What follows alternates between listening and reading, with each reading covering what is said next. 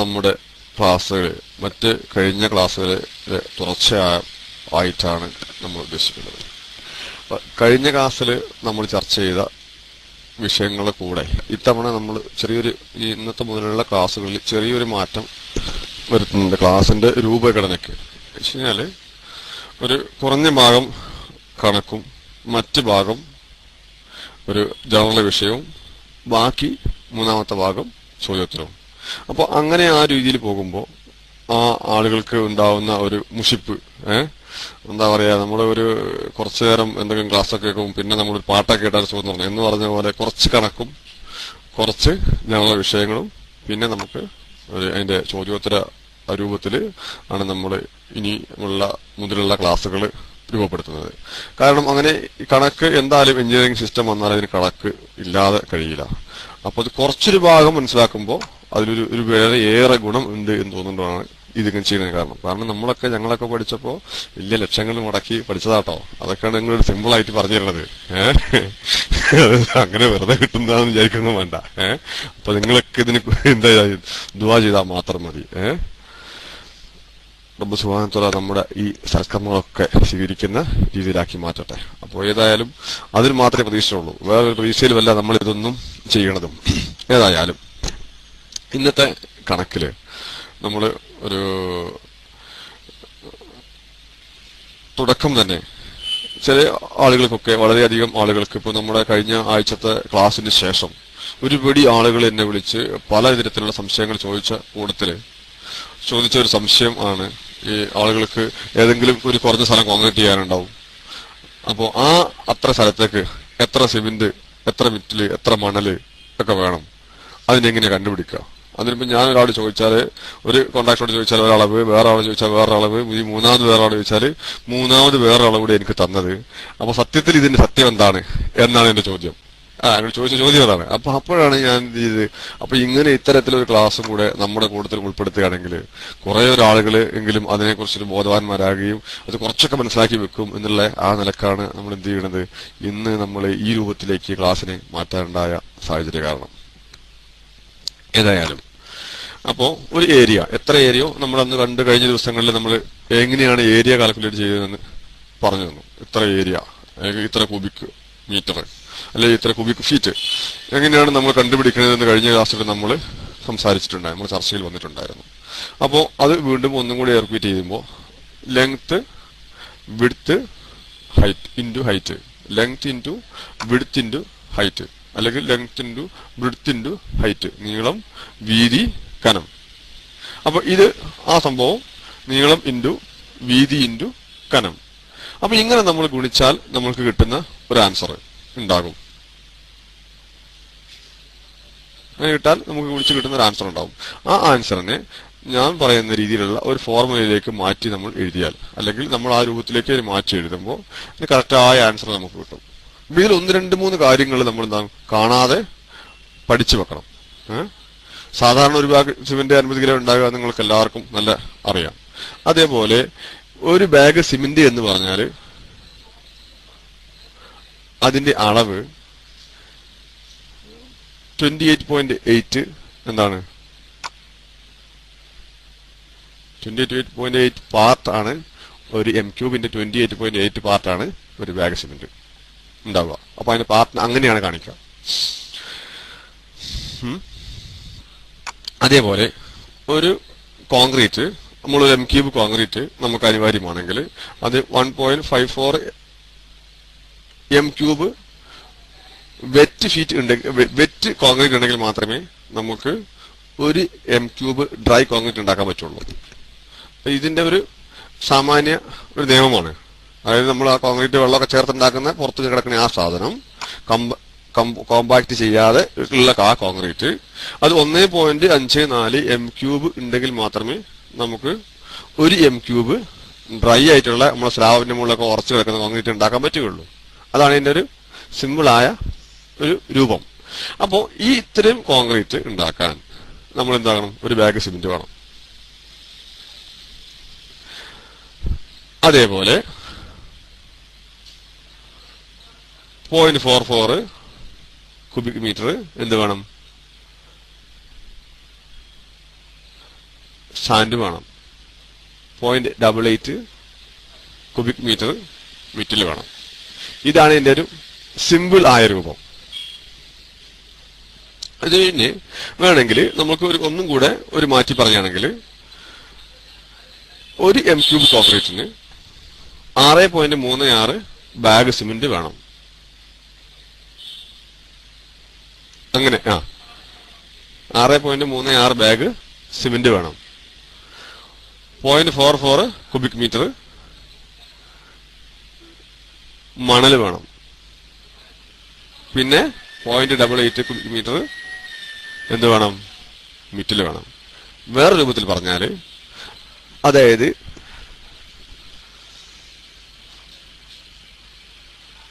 അര ഭാഗം മണലും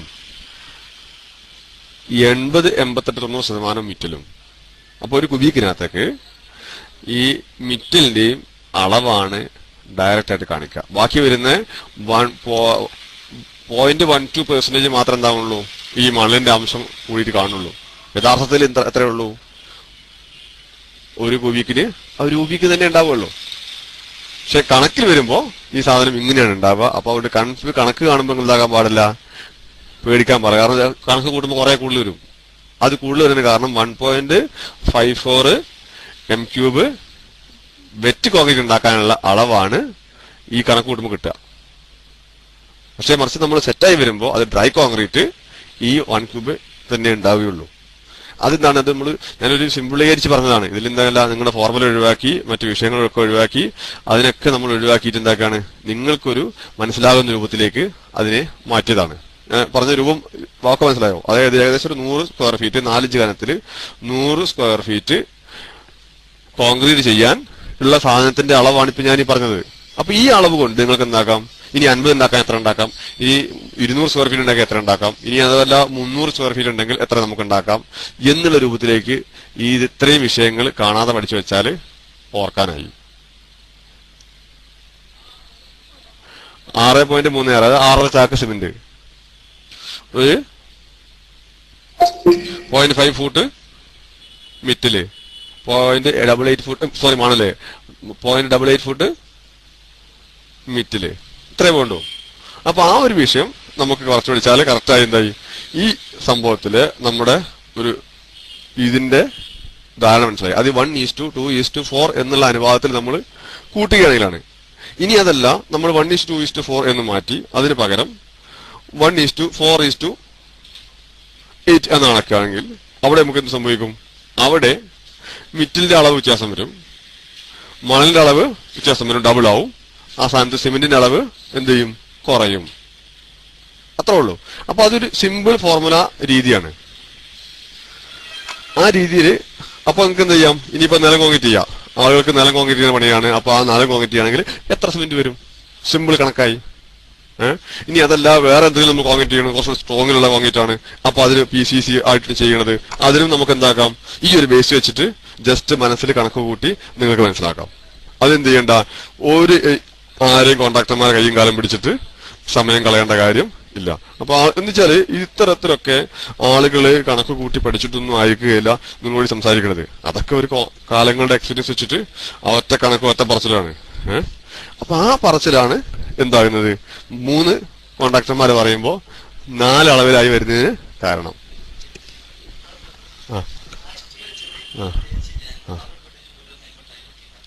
ആയിക്കോട്ടെ, ഇൻഷാ അല്ലാ. ആയിക്കോട്ടെ. ഓക്കെ ഇൻഷാ അല്ലാ. അത് ഇവിടെ പറഞ്ഞതാട്ടോ. ഇപ്പൊ അത് നിങ്ങൾ വേദാറാണ്ട. അത് ഇവിടെ നമ്മുടെ ദുനിയാവിന്റെ കാര്യം പറഞ്ഞതാണ്. മൈക്ക് വിട്ടിട്ട് പിന്നെ എടുക്കാനുള്ളൊരു സമയവും ഇല്ലാത്തത് കൊണ്ടാണ് അങ്ങനെ ചെയ്തതെന്ന് ഓർക്കുന്നു. ദയവായി എന്നോട് ക്ഷമിക്കുമല്ലോ. അപ്പൊ ഏതായാലും അപ്പൊ നമ്മള് ഈ ഒരു വിഷയത്തില് അപ്പൊ ഏകദേശം ആ വിഷയങ്ങൾ മാറിയിരിക്കുന്നു. പിന്നെ അതുപോലെ ഒരു യൂണിറ്റ് ആണെങ്കിൽ, ഒരു യൂണിറ്റ് കോൺക്രീറ്റിന് 19 ചാക്ക് സിമെന്റ്, 1.32 കുബിക് മീറ്റർ, അതായത് 47 ഫൂട്ട് മിറ്റില്, അതേപോലെ 94 ഫൂട്ട് സോറി 47 ഫൂട്ട് മണല്, 94 ഫൂട്ട് മിറ്റില്. പക്ഷെ നമ്മൾ മണലിന്റെ കണക്ക് നമ്മൾ പറയുമ്പോൾ ഈ മണല് അരിച്ച് വെന്ന മണലാണ്. അല്ലാതെ കഴിഞ്ഞ ദിവസം ഞാൻ പറഞ്ഞ പോലെ നമ്മുടെ ലോറിന്റെ അളവ് നോക്കിയിട്ടല്ല മണലിന്റെ ഫൂട്ട് അളവ് എടുക്കുക. അപ്പൊ അതുകൊണ്ട് തന്നെ എന്റെ സ്നേഹം നിറഞ്ഞ സുഹൃത്തുക്കള് ഈ മണലിന്റെ കണക്കിനെ കുറിച്ച് പറയുമ്പോൾ വ്യക്തമായിട്ട് ഈ ഒരു വിഷയം നന്നായി ഓർത്തിരിക്കണമെന്ന് ഓർത്തുന്നു. കാരണം ഈ അരിച്ച് കഴിഞ്ഞ ശേഷം വേസ്റ്റ് ആക്കി വൃത്തിയാക്കിയ മണലാണ് ഞാൻ ഈ പറയുന്ന അളവുകളൊക്കെ. അല്ലാതെ ലോറി കണക്കിന് വാങ്ങുന്ന ആ ലോറിയിലെ അളവല്ല എന്ന് ഓർത്തുന്നു. അപ്പൊ ഇത്തരം ഒരു കണക്ക് സിമ്പിളായ ഒരു ഭാഗം പഠിച്ചു വെച്ചാല് ഈ ഇത്രയും ആ ഒരു സംശയത്തിന് ഒരു 100 ആളെ പരീക്ഷിക്കുന്ന ഒരു സംഭവം ആളുകൾക്കൊക്കെ മനസ്സിലായി എന്ന് ഞാൻ വിചാരിക്കുന്നു. അപ്പൊ ഇത്തരം വിഷയത്തിന്റെ സംശയമുണ്ട് എന്നുണ്ടെങ്കിൽ നമ്മൾ ചോദ്യത്തിന്റെ സമയത്ത് ഉണർത്തുകയാണെങ്കിൽ നമുക്ക് ഇത്തരം വിഷയങ്ങളൊക്കെ ചർച്ചയിൽ ബാക്കിയും കൂടെ ഭാഗങ്ങൾ ഞാൻ പറയാത്ത ഏതെങ്കിലും ഒരു ഭാഗം എന്നുണ്ടെങ്കിൽ അതും കൂടെ ഈ തരത്തിൽ ചർച്ച ആവാം എന്ന് വിചാരിക്കുന്നു. കാരണം ഞാൻ ഇതിനകത്ത് എന്ത് ചെയ്തിട്ടുണ്ട്, ഞാൻ ഇതിന്റെ കണ്ടുപിടിക്കുന്ന രൂപം ഏത് രീതിയിലാണ് ഇത് കിട്ടുക എന്നുള്ളതൊക്കെ ഞാൻ കട്ട് ചെയ്ത് കളഞ്ഞു. ഇതൊക്കെ കട്ട് ചെയ്ത് കളഞ്ഞിട്ട് അതിന് പകരം ഞാൻ ഈ രൂപത്തിലാണ് പറഞ്ഞത്. ഇനിയിപ്പോ അങ്ങനെ ഏതെങ്കിലും ഒരാൾക്ക് മനസ്സിലാക്കണമെന്ന് ആഗ്രഹം ഉണ്ടെങ്കിൽ നമുക്ക് അതും കൂടെ ഇതിന്റെ കൂട്ടത്തിൽ കൊണ്ടുവരാം. അപ്പൊ ഈ ചിലവ് കുറഞ്ഞ വീട് എന്നുള്ള ടോപ്പിക്കിൽ എന്തുകൊണ്ടാണ് ഇത്തരം കാര്യങ്ങളൊക്കെ പറയണത് നിങ്ങൾക്കൊരു സംശയം ഉണ്ടാവാം. ഈ ചെലവ് കുറഞ്ഞ വീട് നിർമ്മിക്കുമ്പോൾ നമ്മൾ ഇത്തരം എങ്ങനെ ഉണ്ടാക്കണം എന്ന് ഒരു ആദ്യമേ ഒരു ധാരണ വേണം. അല്ലാതെ നമുക്ക് എന്ത് ചെയ്യാൻ കഴിയില്ല, ഇതെങ്ങനെ ചെലവ് കുറക്കാം എന്നുള്ള സംഭവം അറിയാൻ കഴിയില്ല. കാരണം ഇപ്പോ പല ആളുകളും ചെലവ് കുറക്കാം എന്നുള്ള ആ ഒരു ധാരണയിൽ പലതരത്തിലുള്ള അബദ്ധത്തിലും പോയി ചാടും. ഈ അബദ്ധങ്ങൾ എന്താണെന്ന് മനസ്സിലാക്കാതെയോ ഇത്തരം കാൽക്കുലേഷൻ നമ്മൾ ആലോചിക്കാതെയോ അല്ലെങ്കിൽ ഏതെങ്കിലും ഒരാൾ അത് ഓൻ പറഞ്ഞ നല്ല ചെലവ് കുറവാണ് എന്നുള്ള ആ ഒരു ഓൻ പറഞ്ഞ സനത് വെച്ചിട്ട് കാര്യങ്ങൾ ചെയ്യുമ്പോൾ ഉദ്ദേശിച്ച രൂപത്തിനേക്കാൾ 3 ഇരട്ടിയും 4 ഇരട്ടിയും ചെലവിലേക്ക് മാറുകയും അത് ചിലപ്പോ ഈ പാവപ്പെട്ടവന് പൂർത്തീകരിക്കാൻ കഴിയാത്ത അവസ്ഥയും വരും. അപ്പോൾ അതുകൊണ്ടാണ് എന്ത് ചെയ്യണത്, ഈ ഇത്തരം കുറെ കുറച്ച് കണക്കുകൾ മറ്റു വിഷയങ്ങളൊക്കെ നമ്മുടെ ഈ ക്ലാസ്സിന്റെ കൂടെ പഠിക്കുന്നത്. അപ്പൊ ഇങ്ങനെ പഠിച്ചു കഴിയുമ്പോൾ എന്താണ്, നിങ്ങൾക്ക് ഇതിനെക്കുറിച്ച് വ്യക്തമായ അവബോധം ഉണ്ടാവും, അത് മനസ്സിലാക്കാൻ പറ്റും, ജീവിതത്തിന്റെ നല്ലൊരു ഭാഗത്ത് നമുക്കിത് കൊണ്ടുവരുവാനും കഴിയും എന്ന് ആണ് എന്റെ പ്രത്യാശ. ഏതായാലും എന്റെ സുഹൃത്തുക്കൾ എല്ലാവരും അത്തരം ഒരു ശ്രദ്ധ ഉണ്ടാകും എന്ന് വിചാരിക്കുന്നു. അപ്പൊ ഏതായാലും ഇന്നത്തെ ഇതിന്റെ രണ്ടാമത്തെ ഭാഗത്തില് കഴിഞ്ഞ ക്ലാസ്സിൽ നമ്മൾ പറഞ്ഞത് ലീക്കില്ലാത്ത കോൺക്രീറ്റ് എങ്ങനെ ഉണ്ടാക്കാം എന്നുള്ളതാണ്. ഇന്നത്തെ ഭാഗത്ത് നമ്മൾ രണ്ടാമത്തെ ഭാഗം ചർച്ച ചെയ്യുന്നത് എങ്ങനെ ക്രാക്കില്ലാത്ത ചുമരുണ്ടാക്കാം എന്നുള്ളതാണ്. ഈ ക്രാക്കില്ലാത്ത ചുമര് ഉണ്ടാക്കുന്നത് വളരെയധികം ശ്രദ്ധയോടുകൂടി നമ്മൾ ചെയ്യേണ്ട ഒരു ജോലിയാണ് മേസൺറി വർക്ക്. അതിന് സ്വാഭാവികമായിട്ടും മേസൺറി വർക്കിന് ആ ഒരു പേജ് വെച്ചാണ് ഉപയോഗിക്കുക. അതായത് അതിനകത്ത് വരും പടവ്, അത് വെട്ടുകല്ലാണെങ്കിലും കരിങ്കല്ലാണെങ്കിലും ഇനി ഇഷ്ടികയാണെങ്കിലും ഇനി മറ്റെന്തെങ്കിലും ഇത്തരത്തിലുള്ള സാധനങ്ങളൊക്കെ ആണെങ്കിലും നമ്മൾ ഇഷ്കിന്റെ ഒരു വന്നിട്ടുണ്ട്. നമ്മൾ മദീനയാണെന്നൊക്കെ സംശയം. ഏതായാലും ഇൻഷാല്ല റൈസാൻഡി നിൽക്കുന്നുണ്ട്. ഏതായാലും ചോദ്യത്തെ സമയമാകുമ്പോൾ നമുക്ക് ഇൻഷാല്ല അദ്ദേഹത്തിന്റെ മൈക്ക് കൈമാറാം. ഏതായാലും ഈ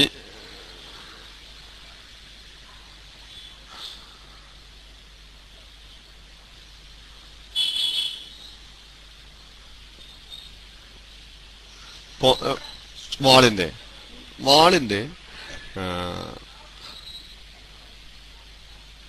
ക്രാക്കില്ലാതെ നമ്മൾ നിർമ്മിക്കുന്ന സമയത്ത് അല്ലെങ്കിൽ ഉണ്ടാക്കുന്ന സമയത്ത് അതിന് മേസൺറി, ഞാൻ നേരത്തെ പറഞ്ഞ മേസൺറി എന്നുള്ള വാക്ക്, ഈ മേസൺറി അത് ഇഷ്ടികയാവാം, നേരത്തെ പറഞ്ഞ കല്ലാവാം, അതേപോലെ ഏത് തരത്തിലുള്ള മേസൺറി വർക്കുകളാണെങ്കിലും ഈ മേസൺറി വർക്കുകൾ ഒക്കെ ശ്രദ്ധിക്കേണ്ടുന്ന കുറെ കാര്യങ്ങളുണ്ട്.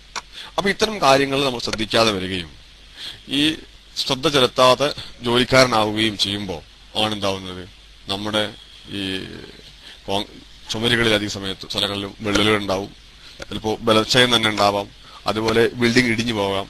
നമ്മുടെ മഴക്കാലങ്ങളൊക്കെ ആയാലും കേൾക്കാറില്ല, നല്ല മഴ പെയ്യുന്ന ഒരു കാലഘട്ടം വന്നാൽ അപ്പം കേൾക്കാം അവിടെ ഇന്ന സ്ഥലത്ത് ഇന്ന ബിൽഡിംഗ് ഇടിഞ്ഞു വീണു, വേറെ സ്ഥലത്ത് വേറൊരു ബിൽഡിംഗ് ഇടിഞ്ഞു വീണു, മറ്റു സ്ഥലത്ത് വേറെ ബിൽഡിംഗ് ഇടിഞ്ഞു വീണു, അങ്ങനെ വീട് ഇടിഞ്ഞു വീണു, പോർച്ച് ഇടിഞ്ഞു പോയി. അപ്പൊ അത്തരത്തിലൊക്കെ നമ്മൾ എന്താകാം, പലതരത്തിലും അങ്ങനെ കേൾക്കാൻ സാധ്യതയുണ്ട്, കേൾക്കാറുണ്ട്, കേൾക്കുന്നുമുണ്ട്. അപ്പൊ ഇതിനൊക്കെ നമ്മൾ തടയിടാം എന്ന നിലക്കാണ് ഈ ഒരു സംഭവം അതിന്റെ വ്യക്തമായ ധാരണ ഉണ്ടാക്കുക. ഇതിലൊക്കെ ഒരു പ്രധാന ഘടകം ബ്രിക്കിനാണെങ്കിലും ബോണ്ട് വേണം എന്നുള്ളതാണ്. ബോണ്ട് എന്നാണ് പറയാ, ഇംഗ്ലീഷിലെ ടേമാണ് ബോണ്ട്. അപ്പൊ ഈ ബോണ്ട് എന്ന് പറഞ്ഞു കഴിഞ്ഞാൽ ഉദ്ദേശിക്കുന്ന പോലെ എന്തെങ്കിലും കാര്യത്തിന് വേണ്ടി കെട്ടിവെക്കല്ല, മറിച്ച് ഇതിന്റെ ചുമര് പഠിക്കുന്ന സമയത്ത് വെർട്ടിക്കൽ ജോയിന്റ് ഇല്ലാതെ പഠിക്കണം എന്നുള്ളതാണ്. ഇനി വെർട്ടിക്കൽ ജോയിന്റ് എന്ന് പറഞ്ഞാൽ നമ്മൾ കുത്തനെ നോക്കുമ്പോൾ കാണുന്ന ജോയിന്റുകൾ നേരെ വരാൻ പാടില്ല. രണ്ട് വെട്ടുകല്ലുകൾ നമ്മൾ അടുപ്പിച്ച് വെക്കുമ്പോൾ ആ രണ്ട് വെട്ടുകല്ലിന്റെ മുകളിൽ മൂന്നാമത്തെ കല്ല് വെച്ച് കഴിഞ്ഞാൽ അവിടെ എന്താകണം, അത് നേരെ വരാൻ പാടില്ല, അത് മാറി വരണം. അപ്പൊ ഇങ്ങനെ മാറി കറക്റ്റായിട്ട് ഒരു മിനിമം ഒരു 3 ഇഞ്ചെങ്കിലും വേണം ശരിക്കും, ഏറ്റവും ചുരുങ്ങിയത്. അപ്പൊ അങ്ങനെ വെർട്ടിക്കൽ ജോയിന്റ് കറക്റ്റ് അല്ലാതെ, അതായത് നേരെ അല്ലാതെ വരുന്ന ആ ഒരു സംഭവമാണ് ഏറ്റവും നല്ല ബോണ്ട് എന്ന് പറയാം. ഒരിക്കലും വെർട്ടിക്കൽ ജോയിന്റ് നേരെ വരാൻ പാടില്ല. വെർട്ടിക്കൽ ജോയിന്റ് നേരെ വരുമ്പോൾ അതിന്റെ മുകളിൽ ഒരു ലോഡ് അപ്ലൈ ചെയ്ത് കഴിയുമ്പോൾ എന്താവും, അവിടെ പെട്ടെന്ന് വിള്ളൽ ഉണ്ടാവാനും ഇതിന്റെ സ്ട്രെങ്ത്തിനെ കുറയാനും ഉള്ള ഒരു പ്രധാന കാരണമാണ് വെർട്ടിക്കൽ ജോയിന്റ് നേരെ അല്ലാതെ വരിക എന്നുള്ളത്. അപ്പൊ അത് ബ്രിക്ക് ആണെങ്കിലും ലാട്രൈറ്റ് ആണെങ്കിലും, ലാട്രൈറ്റ് എന്ന് പറഞ്ഞു കഴിഞ്ഞാൽ നമ്മളെ വെട്ടുകല്ല് എന്നുള്ളതിന്റെ ഇംഗ്ലീഷ് നെയിമാണ് ലാട്രൈറ്റ്. അപ്പോ ഇനി കരിങ്കല്ലാണെങ്കിലും വെട്ടുകല്ലാണെങ്കിലും ഇഷ്ടികയാണെങ്കിലും ഈ ഇത്തരം സാധനങ്ങൾ ഒക്കെ എന്താണ്, വെർട്ടിക്കൽ ജോയിന്റ് ഇല്ലാതെ കെട്ടുക. 2, നമ്മൾ ഫൗണ്ടേഷൻ എടുക്കുന്ന സമയത്ത് അതിന് ആവശ്യമായ സ്ട്രെങ്ത് ഇല്ലാതിരിക്കുക. ഞാൻ കഴിഞ്ഞ ക്ലാസ്സുകളിലൊക്കെ ഉണർത്തിയതുപോലെ ഏറ്റവും കൂടുതൽ സ്ട്രെങ്ത് ഉള്ള മണ്ണ് ആണ് ചരൽ മണ്ണ്, അല്ലെങ്കിൽ പിന്നെ പാറയാണ്, വെട്ടുപാറ അല്ലെങ്കിൽ കരിമ്പാറ, അങ്ങനെയൊക്കെയുള്ള പാറകളാണ്. അതല്ലാത്ത മണ്ണിൽ ഏറ്റവും കൂടുതൽ സ്ട്രെങ്ത് ഉള്ള മണ്ണാണ് ചരൽ മണ്ണ്. അതിനുശേഷമാണ് മറ്റുള്ളതൊക്കെ. അപ്പോ ഇത്തരത്തില് സ്ട്രെങ്ത് ഉള്ള മണ്ണ് ഇല്ലാത്ത അവസ്ഥ ഉണ്ടാവുക. അപ്പോ ഈ സ്ട്രെങ്ത് ഇല്ലാത്ത മണ്ണിന്റെ അവസ്ഥയിലേക്ക് അമിതമായി ലോഡ് അപ്ലൈ ചെയ്യുക. ഇപ്പൊ ഒക്കെ ഉണ്ടാക്കുന്ന വീടിന്റെ പല രൂപത്തിലുള്ള വലിയ വലിയ വീടുകളൊക്കെ ചിലപ്പോ ഒക്കെ എന്താകും, സ്വന്തം പ്ലാനിങ്ങിലും രീതിയിലും രൂപത്തിലും ഒക്കെ എന്താക്കാം ചില ആളുകളൊക്കെ നിർമ്മിക്കുന്നുണ്ട്. അത്തരം നിർമ്മാണ രീതിയിലാണ് ഇത്തരമൊക്കെ ഈ സ്വന്തം ഡിസൈനിങ്ങും സ്വന്തം കാര്യങ്ങൾ വരുമ്പോഴാണ് ഇത്തരം ബിൽഡിങ്ങിന്റെ ഒക്കെ ഓരോ ഭാഗങ്ങൾ ഇരുന്ന് പോയി എന്നുള്ള സംഭവം വരല്. അത് ഡിസൈൻ ചെയ്യാൻ കോൺട്രാക്ടറെ ഏൽപ്പിക്കും, കോൺട്രാക്ടർ ഡിസൈനും വീട്ടുകാരന്റെ മോഡലും കോൺട്രാക്ടർ ഡിസൈനും. അപ്പൊ അങ്ങനെ ഈ വീട്ടുകാരന്റെ മോഡലും കോൺട്രാക്ടർ ഡിസൈനും വരുമ്പോഴാണ് ഇത്തരം സ്ട്രെങ്ത്തിനെ കുറിച്ചോ ഇതിന്റെ അടിയിലുള്ള മണ്ണിന്റെ ഉറപ്പിനെ കുറിച്ചോ അല്ലെങ്കിൽ ഘടനയെ കുറിച്ചോ അല്ലെങ്കിൽ ഇതിന്റെ മുകളിൽ ഇനി വരാനുള്ള, ഇനി ഭാവിയിൽ എത്ര വരാനുള്ള ലോഡുകളെ കുറിച്ചോ ഒന്നും ധാരണ ഉണ്ടാവില്ല. ജസ്റ്റ് ഒരു പ്ലാൻ ഉണ്ടാവും, അതിന് രൂപം ഉണ്ടാവും, അതിനടിയിൽ ഫൗണ്ടേഷനും ഉണ്ടാവും. അപ്പൊ ഇതിന് പകരം മറിച്ച് ഇത്തരത്തിൽ ഒക്കെ ഉണ്ടാക്കുന്ന നല്ല നല്ല നിർമ്മിതികള്, ലോഡ് വരുന്ന നിർമ്മിതികള്, കുഞ്ഞു വീട് ഒഴിച്ചല്ലാത്തൊക്കെ, അതായത് 1000 സ്ക്വയർ ഫീറ്റ് താഴെ വരുന്ന അല്ലാത്ത വീടുകളൊക്കെ ഇത്തരത്തിലൊക്കെ അഡീഷണൽ ലോഡുകളും മോഡലുകളൊക്കെ വരുന്നതനുസരിച്ച് ലോഡ് ഒരുപാട് വ്യത്യാസം വരും. പല സ്ഥലങ്ങളിലും പല ലോഡാണ് വരിക. സ്ലോ പ്രൂഫ് ആണെങ്കിൽ ആ സ്ലോ പ്രൂഫിന്റെ ഏറ്റവും കൂടുതൽ ലോഡ് വരുന്നത് പുറത്തെ വാളിലാണ്. ആ സ്ഥാനത്ത് ഫ്ലാറ്റ് റൂഫ് ആണെങ്കിൽ അതിൽ ഏറ്റവും കൂടുതൽ ലോഡ് വരുന്നത് സെൻട്രൽ വാളിലാണ്. ഞാൻ പറഞ്ഞ രൂപം മനസ്സിലായോ? രൂപത്തെ വ്യത്യാസം മനസ്സിലായോ? സ്ലോ പ്രൂഫ് ആണെങ്കിൽ സ്ലോ പ്രൂഫിന്റെ ലോഡ് വരുന്നത് ഏറ്റവും പുറത്തെ ചുമരിലാണ്. ആ സ്ഥാനത്ത് നേരെ നമ്മൾ വാർക്കുന്ന ആണ് ഫ്ലാറ്റ് റൂഫ് എന്ന് ഉദ്ദേശിക്കുന്നത്. നേരെ നമ്മൾ വാർക്കണ അത്തരം ഒരു റൂഫാണെങ്കിൽ അതിന്റെ ഏറ്റവും കൂടുതൽ ലോഡ് വരുന്നത് സെൻട്രലാണ്.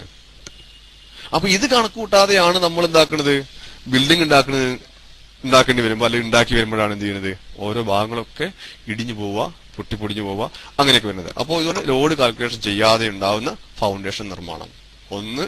അതേപോലെ രണ്ടാമത്തെ പോയിന്റാണ് നേരത്തെ പറഞ്ഞ്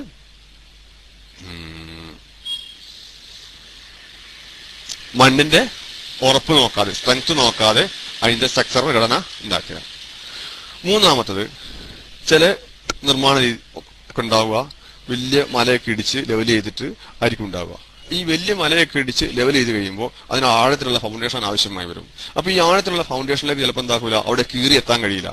അങ്ങനെ കീറി എത്താൻ കഴിയാത്ത സമയത്ത് എന്ത് ചെയ്യുന്നുണ്ടാവും, അവിടെ എത്തിയ ഭാഗത്ത് വെച്ചിട്ട് അത് ക്ലോസ് ചെയ്തിട്ട് അതിന് പറ്റുന്ന രൂപം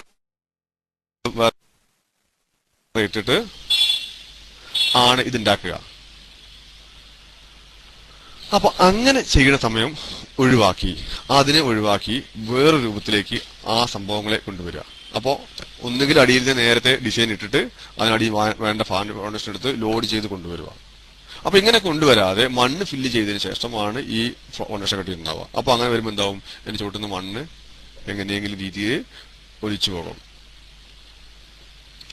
അപ്പോൾ ഇങ്ങനെ ഇത്തരത്തില് മണ്ണ് ഒലിച്ചു പോകുന്നതിനെ പ്രിവെന്റ് ചെയ്യാതെ വരുമ്പോൾ ആ ഫൗണ്ടേഷന്റെ സ്ട്രെങ്ത്തിനെ ബാധിക്കും. പിന്നീട് ഈ മണ്ണ് അടിയിലേക്ക് ഇരിക്കുകയാണ് ചെയ്യുക. അതായത് അടുത്ത മഴ പെയ്യുമ്പോൾ മണ്ണ് അടിയിലേക്ക് ഇരിക്കുകയാണ് ചെയ്യുക. അങ്ങനെ മണ്ണ് അടിയിലേക്ക് ഇരുന്ന് കഴിയുമ്പോൾ സംഭവിക്കും, സ്വാഭാവികമായിട്ടും ഈ ഫൗണ്ടേഷനും അതിന്റെ ചുമരും അതിന്റെ മുകളിൽ വന്ന സാധനങ്ങളൊക്കെ ഇരിക്കും. അപ്പോൾ ശ്രദ്ധയില്ലാതെ ഇത്തരത്തില് വിഷയങ്ങൾ കൈകാര്യം ചെയ്യുക. നാലാമത്തത്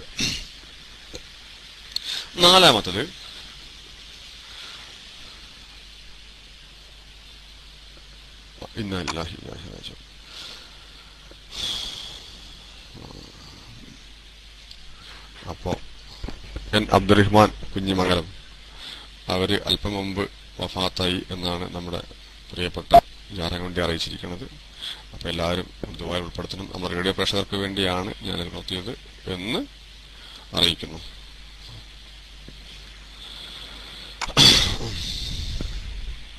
അപ്പോ ഏതായാലും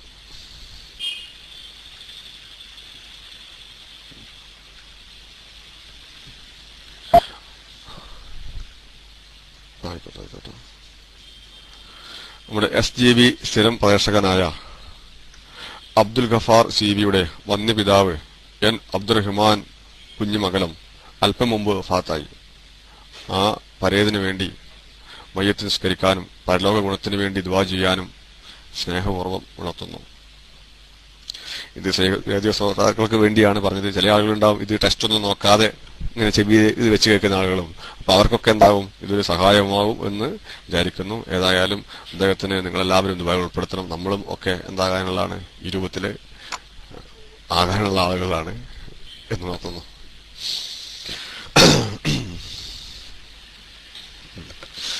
അപ്പോ നാലാമത്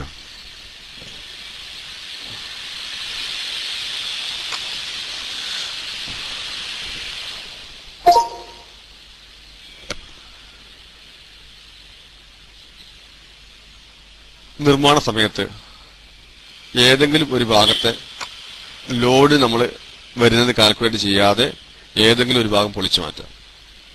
ഇപ്പൊ കഴിഞ്ഞ ദിവസങ്ങളിലൊക്കെ ഉണ്ടായ കുറെ ബിൽഡിങ്ങുകൾ ഇടിഞ്ഞു പോയത് അങ്ങനെയാണ്. കേട്ടില്ലേ? അടിയിൽ വലിയ ഹോട്ടൽ തുടങ്ങി ആ ഹോട്ടലിന് മോഡിഫിക്കേഷന് വേണ്ടിയിട്ട് പല ഭാഗങ്ങളും എടുത്തു മാറ്റി രൂപത്തിലും കോലത്തിലൊക്കെ മാറ്റം വരുത്തി. അങ്ങനെ മാറ്റം വരുത്തിയ സമയത്ത് എന്ത് സംഭവിച്ചു? അതിന് ലോഡ് താങ്ങാൻ കഴിഞ്ഞില്ല. അങ്ങനെ ലോഡ് താങ്ങാൻ കഴിയാതെ വന്നപ്പോൾ എന്ത് സംഭവിച്ചു? ആ ബിൽഡിംഗ് ഇടിഞ്ഞു പോയി.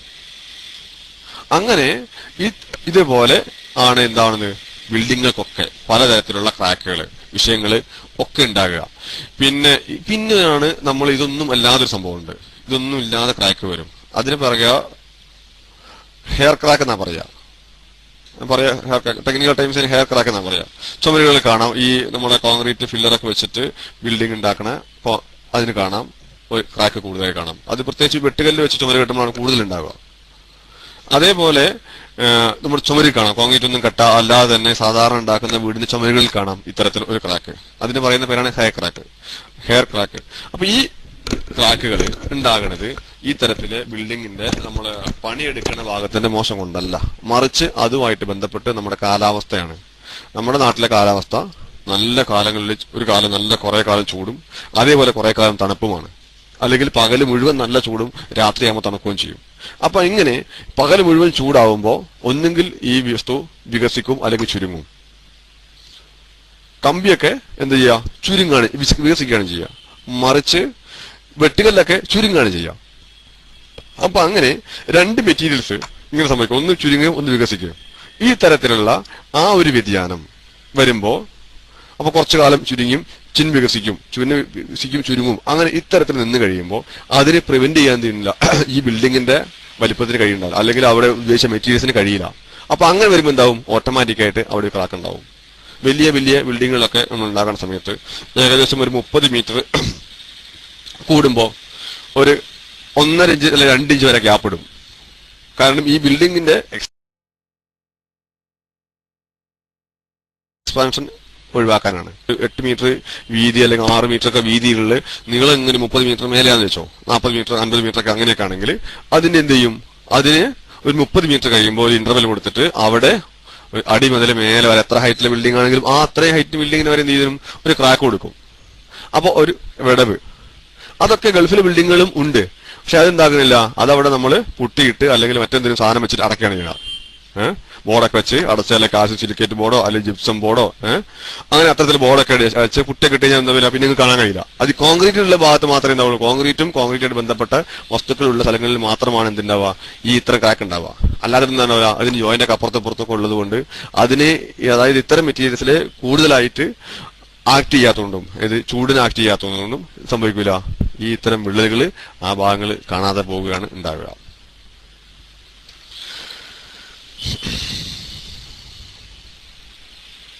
അപ്പൊ ഏതായാലും അതേപോലെ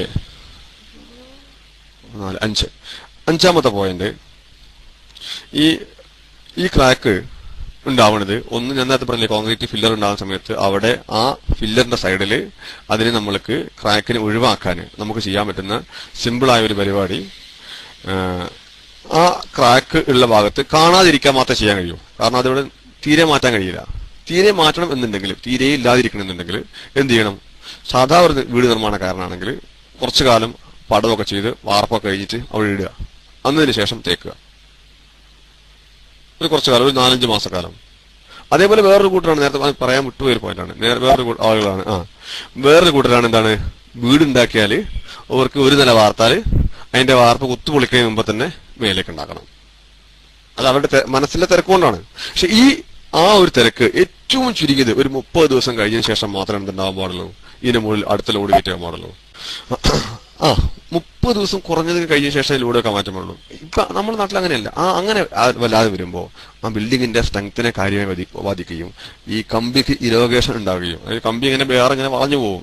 എന്നിപ്പോ ഞാൻ കുറച്ചുകൂടി എന്താണ് എനിക്ക് തോന്നുന്നത്, ഞാൻ ഇന്ന് ഓട്ടോമാറ്റിക്കായിട്ട് കുറെ വാക്കുകൾ ഇംഗ്ലീഷിൽ വരുന്നുണ്ട്.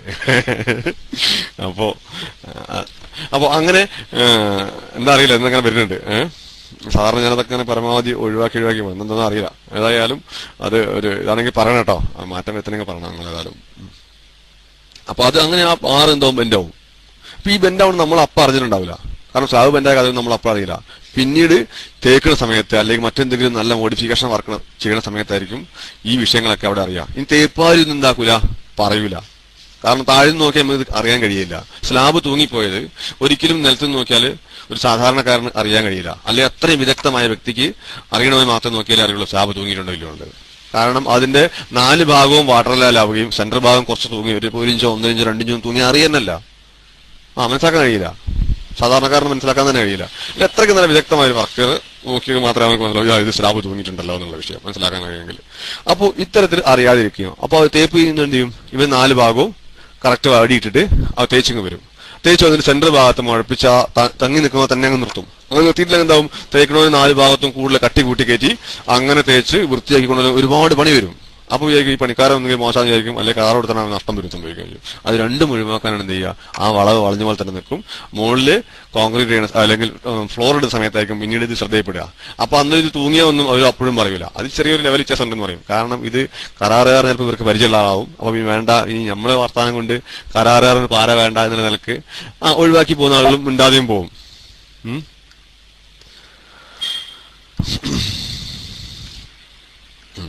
അപ്പൊ ഇത്തരത്തിലാണ് ഇത്തരം നമ്മളെ വർക്കുകൾക്കൊക്കെ നമ്മൾ തിരക്ക് കൊണ്ട് സംഭവിക്കുക. അപ്പൊ അവിടെ ഉണ്ടാവാൻ ക്രാക്ക്. പിന്നെ വരുന്നൊരു ക്രാക്കാണ് അടുത്ത ആ നേരത്തെ പറഞ്ഞ ക്രാക്ക്.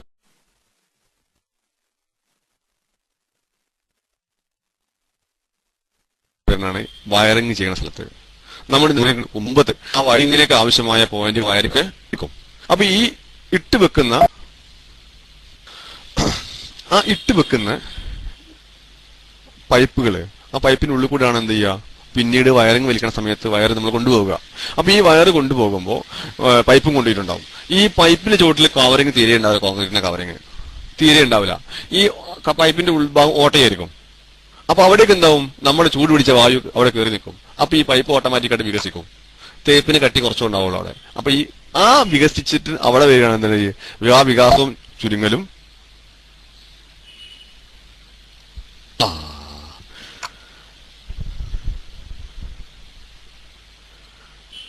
ആയിക്കോട്ടെ ഇൻഷാ അല്ലാഹ്. അത് നമ്മുടെ പ്രിയ സുഹൃത്തെ ഒരു ചോദ്യം ചോദിച്ചിട്ടുണ്ട്, നമുക്ക് മറുപടി കൊടുക്കാം ഇൻഷാ അല്ലാഹ്. നമ്മളിപ്പോ ഒറ്റയടിക്ക് മറുപടി കൊടുക്കുന്നത് ശരിയല്ല. ഏതായാലും അദ്ദേഹത്തിനോട് റീസാൻഡ് ചെയ്യാം. അപ്പൊ നമ്മൾ മൈക്ക് വിടും. അപ്പൊ ആ സുഹൃത്തിനോട് നമ്മൾ റൈസ് ഹാൻഡ് ചെയ്ത് നമ്മൾ മൈക്കോടും. അപ്പോൾ നമുക്ക് അതിന്റെ മറുപടിയും ഇൻഷാ അല്ലാഹ് നിങ്ങൾക്ക് കിട്ടുമെന്ന് നടത്തുന്നു.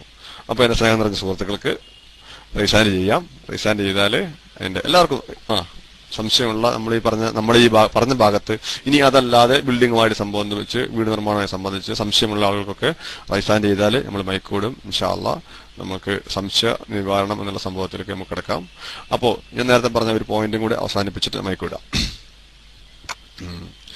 ഈ വയറിങ്ങിന്റെ സ്ഥലത്ത് അവിടെ എന്താവും, അവിടെ ഓട്ടോമാറ്റിക്കായിട്ട് വിള്ളൽ വരും. അപ്പൊ അതെന്തില്ല, അത് സ്ലാബിന്റെ വിള്ളലല്ല. അതുകൊണ്ട് നിങ്ങൾ ബേജാറാവണ്ട. അത് ഞാൻ നേരത്തെ പറഞ്ഞ പോലെ ലോഡ് കയറ്റി വെച്ചിട്ടാന്ന് വിചാരിച്ച് പേടിക്കാനും പാടില്ല.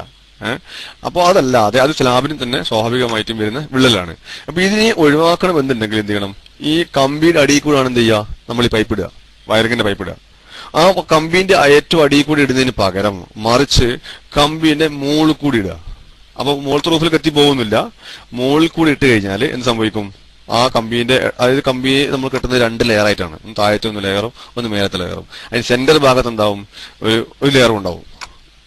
അപ്പൊ അങ്ങനെ ഈ സെന്റർ ഭാഗത്ത് വരുന്ന ലെയറിന്റെ മേലെ കൂടെ കമ്പി ഇടുക. അങ്ങനെ കമ്പി ഇട്ടാൽ എന്താവില്ല, അവിടെ ആ വിള്ളലുകളൊന്നും ഉണ്ടാവില്ല, നല്ല വൃത്തിയായിരിക്കും. അതൊരു 3-4-5 വർഷത്തിന് ശേഷമാണ് ഇതൊക്കെ ഉണ്ടാവുക. എന്താ നമ്മുടെ ആ പ്രിയ സുഹൃത്ത് വീണ്ടും PM അയക്കുന്ന സുഹൃത്തിനോട് അവർക്ക് എന്താക്കാം, റൈസ് ഹാൻഡ് ചെയ്താൽ മൈക്ക് ഞാൻ വിട്ടുതരാം. അപ്പൊ അവർക്ക് നിങ്ങൾക്ക് എന്ത് ചെയ്യാം, നിങ്ങൾക്ക് ചോദ്യം ചോദിക്കാം. അപ്പോ നിങ്ങൾക്ക് എന്താ അറിയോ, ഇതിന് ഞാൻ നിങ്ങൾ ഈ ടെക്സ്റ്റ് അടിച്ച് മലയാളത്തിലൊക്കെ അല്ലെങ്കിൽ ഇംഗ്ലീഷിന്റെ ഒക്കെ പകുതി ഇംഗ്ലീഷിൽ ഇംഗ്ലീഷിലൊക്കെ പറയും നമ്മുടെ നാട്ടിലൊക്കെ, മലയാളം ഇംഗ്ലീഷും കൂടെ മിക്സ് ആക്കി ആ സംഭവത്തിൽ അടിച്ച് ചെയ്യുമ്പോൾ ഞാനിത് വായിച്ചു വരുമ്പോൾ എന്താവും, ഒന്ന് നേരം പോകുന്നു മാത്രമല്ല അത് കേൾക്കുന്ന ശ്രോതാക്കൾക്ക്, റേഡിയോ ശ്രോതാക്കൾക്കൊന്നും അവർക്കൊന്നും അത് മനസ്സിലാകില്ല എന്താ സംഭവം എന്നുള്ളത്. അപ്പോ മാത്രമല്ല നിങ്ങളുടെ സൗണ്ടില്, നിങ്ങളുടെ ആ സുഖമുള്ള സൗണ്ടിൽ ആളുകൾ കേൾക്കുമ്പോൾ ആളുകൾക്കൊരു സന്തോഷമാണ് അത് കേൾക്കാൻ. അപ്പൊ നിങ്ങൾ മൈക്കെടുത്തിട്ട് നിങ്ങൾ ചോദിക്കണം എന്ന് നടത്തുന്ന PM അയക്കുന്ന വ്യക്തിയോട്. അപ്പോ ഇനിയില്ല എങ്കിൽ ഇംഗ്ലീഷ് അത് തന്നെ. അപ്പോ ഇല്ലെങ്കിൽ നമ്മളെ സുഹൃത്തുക്കളൊക്കെ, സുഹൃത്തുക്കളല്ല, നമ്മുടെ അഡ്മിന്മാരൊക്കെ താഴത്തുണ്ട്. അവർക്കൊക്കെ PM ചെയ്താൽ എന്തായും, അവര് നിങ്ങൾ ഒന്നുകൂടെ എന്തെങ്കിലും വിഷയങ്ങളൊക്കെ ഉണ്ടോ എന്ന് തിരിച്ച് അടിക്കാനും പറ്റും. കാരണം ഞാനിപ്പോ നിങ്ങൾ ചോദിച്ച ചോദ്യത്തിന് എനിക്ക് വ്യക്തമാകാൻ വേണ്ടി അങ്ങോട്ട് ചോദ്യം ചോദിക്കണമെങ്കിൽ എനിക്ക് അത് അടിച്ച് ടൈപ്പ് ചെയ്യണ്ടേ. അപ്പൊ ടൈപ്പ് ചെയ്യാനൊക്കെ സാങ്കേതികമായിട്ട് വിഷമമാണെന്നുള്ളത് നിങ്ങൾക്ക് മനസ്സിലാക്കാം എന്ന് ഞാൻ വിചാരിക്കുന്നു. അപ്പൊ ഏതായാലും നിങ്ങൾ എന്ത് ചെയ്യുക, നിങ്ങൾ റൈസ് ഹാൻഡ് ചെയ്യുക. അപ്പൊ എന്തൊക്കെയാ, അല്ലെങ്കിൽ വേറെ ആൾക്ക് PM ചെയ്ത് കൊടുക്കുക, അവര് റൈസ് ഹാൻഡ് ചെയ്ത് ചോദിക്കുന്നതാണ്. ഏതായാലും ഇൻഷാ അല്ലാഹ് നമ്മുടെ VMS അക്ബർ അദ്ദേഹത്തിന് വേണ്ടി മൈക്ക് കൈമാറുന്നു. അസ്സലാമു അലൈക്കും വറഹ്മത്തുള്ളാഹി വബറകാതുഹു.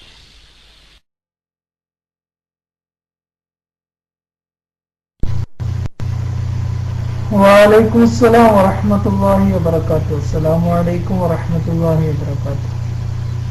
എന്റെ ശബ്ദം ക്ലിയർ ആണല്ലേ സാറേ? എന്റെ ഒരു ചോദ്യം, എന്റെ ഒരു വീട് പണി നടന്നുകൊണ്ടിരിക്കുകയാണ്. അപ്പൊ മെയിൻ വർക്ക് കഴിഞ്ഞപ്പോ ഇങ്ങനെ ഇട്ടേക്കാണ്, ഏകദേശം 20 ദിവസത്തോളായി.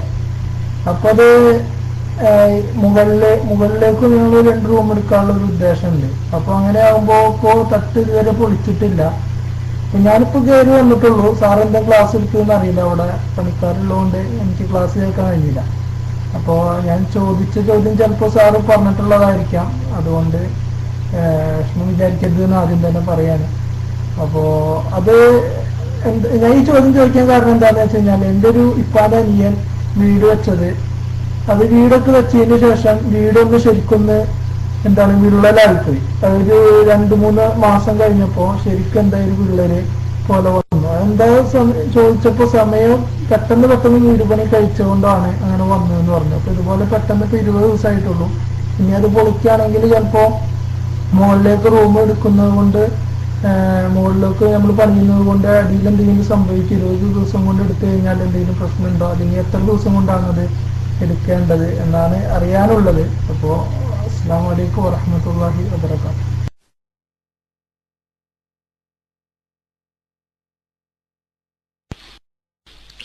വഅലൈക്കും അസ്സലാം വറഹ്മത്തുള്ളാഹി വബറകാതുഹു. അപ്പൊ നമ്മള് നേരത്തെ നമ്മുടെ ക്ലാസിന്റെ ഭാഗത്ത് ചർച്ച ചെയ്ത് തന്ന ആ ഒരു ഭാഗം തന്നെയാണ് നമ്മുടെ സുഹൃത്ത് നമ്മൾ ചോദിച്ചത്. അപ്പോ ഏതായാലും അതിന് ഒന്നും കൂടി വിശദീകരിക്കാം എന്നൊരു തോന്നല്. അപ്പോ റൂമിന്റെ സ്പാന്, അതായത് നമ്മൾ ഈ തട്ട് പൊളിക്ക് മാറ്റുന്നത് അതിന്റെ സ്പാനുമായിട്ട് ബന്ധപ്പെട്ടാണ്. സ്പാൻ എന്ന് പറഞ്ഞാല് എന്താ പറയാ ആ സീലിംഗിൽ വെക്കുന്ന സാധനമല്ല, മറിച്ച് ഏറ്റവും ചുരുങ്ങിയ റൂമിന്റെ അളവാണ്. നീളം വീതിയും, അതായത് വീതി ഏറ്റവും ചുരുങ്ങിയ സ്ഥലം അതാണ് വീതി. എന്നാ നമ്മൾ കണക്കൂട്ടെ സാധാരണ അങ്ങനെ മനസ്സിലാക്കുക. അപ്പൊ അങ്ങനെ ഏറ്റവും ചുരുങ്ങിയ ഭാഗത്തിന്റെ അളവ് അടിസ്ഥാനത്തിലാണ് ഈ തട്ട് റിമൂവ് ചെയ്യേണ്ട സമയത്തിന് നമ്മൾ കാണുക. അപ്പൊ അതിന് സാധാരണ വരുന്ന തട്ടുകൾക്ക്, അതായത് ഒരു 4 മീറ്റർ വരെ, അത് 4:20 വരെ, ഏറ്റവും ചുരുങ്ങിയ 4:20 വരെ, അല്ലെങ്കിൽ 4 മീറ്റർ വരെ റൂമിന്റെ സ്പാൻ ഉള്ള റൂമാണെങ്കിൽ അതിന് ഒരു 8 ദിവസം ധാരാളം മതി, 4 മീറ്റർ വരെ. ഇനി 4 മീറ്റർ മേലേക്കാണെന്നുണ്ടെങ്കിൽ അതിനെ നമുക്ക് 3ഉം 4ഉം ആയിട്ട് തരംതിരിക്കാം. അതിന് നീളം എത്ര പ്രശ്നമല്ല, 8 ദിവസം മതി 4 മീറ്റർ വരെ. 4 മീറ്റർ മേലേക്കാണെന്നുണ്ടെങ്കിൽ അതിനെന്താകും, 4ന് വരക്ക് 5ഓ 6ഒക്കെ ആണെങ്കിൽ അതിന് 8 എന്നുള്ളത് 16 ആവും. അതേപോലെ ബീമാണെങ്കിൽ 6 മീറ്റർ വരെയുള്ള ബീം ഒരു 16 ദിവസവും, അതേപോലെ 9 മീറ്ററുള്ള ബീമാണെങ്കിൽ 28 ദിവസവും കഴിഞ്ഞതിന് ശേഷം മാത്രമേ അതിന്റെ എന്ത് മാറ്റാൻ പറ്റുള്ളൂ, കുത്ത് മാറ്റാൻ പറ്റുള്ളൂ. അതേപോലെ മേലേക്ക് നമ്മൾ എടുക്കുന്ന സമയത്ത്, രണ്ടാം നില